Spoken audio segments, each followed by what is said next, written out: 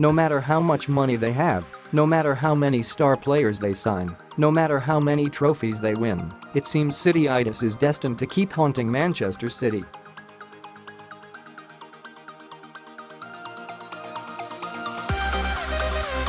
Who else but typical City could lose a game to Spurs which they would possibly not have lost for two different reasons had it been played next season?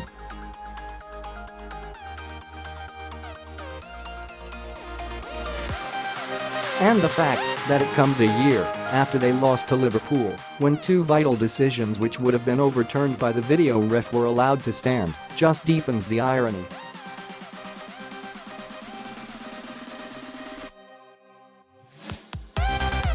It is almost as if the football gods, who used to take such delight in tormenting the Blues, only to finally reward them for their long years of suffering, cannot help but still have the occasional malicious poke at their voodoo doll with a sharp stick.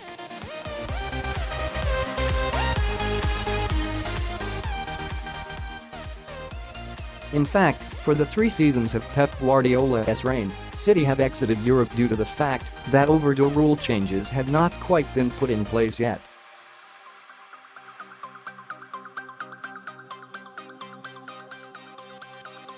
There is no question of Uefa stitching the Blues up, as some of the more paranoid fans like to think. It is just sheer bad luck in the timing.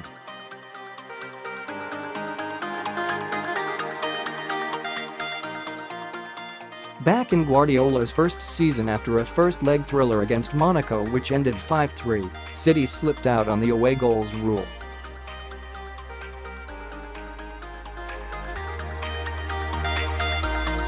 Already at that point, the arguments about the fairness of away goals as a means of deciding ties was raging.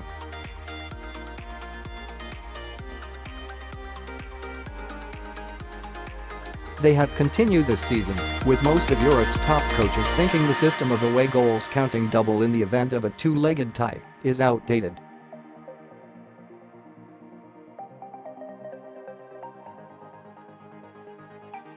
They have chivvied Uefa into a review of a rule which has stood since the 1960s, and it could even be introduced next season.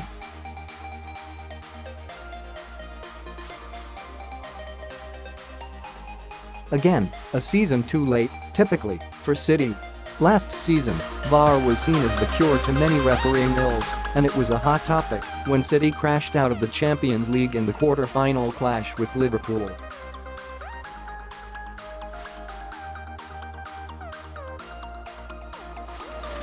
Salah scored the opening goal in the first leg after the assistant referee failed to spot he was offside in the build-up, and in the second leg the Leroy Sane goal that would have made it 2-0 to City at half-time was wrongly ruled out for offside.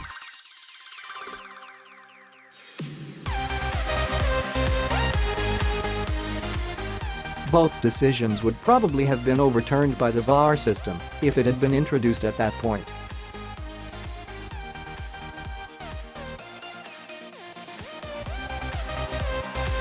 And while there is no way of knowing whether the video ref would have changed the result, it would certainly have helped.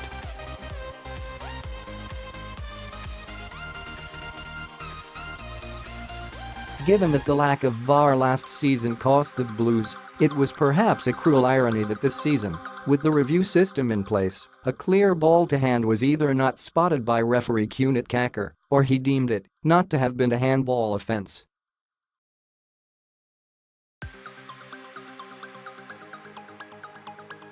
If it was the former, it seems that even VAR cannot save City from poor decisions by the officials. The problem seemed to be the fact that the most telling angle was not shown to Mr Cakir.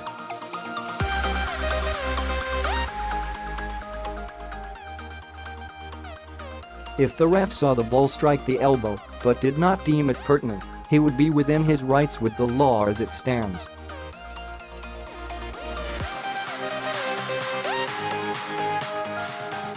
That is principally because it is a fuddled bland nonsense of law which needs clarification.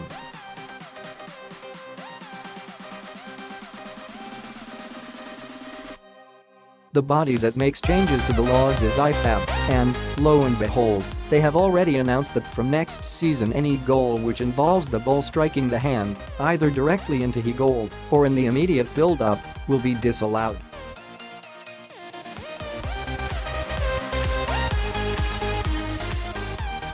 That makes it plain that if Llorente's goal had been scored next season and spotted by the officials, it would not have stood.